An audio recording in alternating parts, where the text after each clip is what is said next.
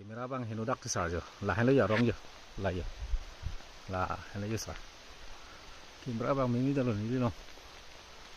yo lom di kom rong lo mimi det lo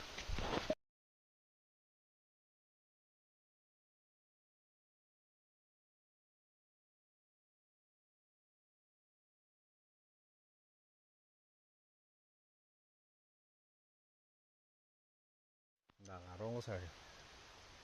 rong style lo rong thét tang lo yo theo lo it's very big la maybe arpakasi kidolo arong lah hanu arwop dam greenery pic it's very good yo ason jarong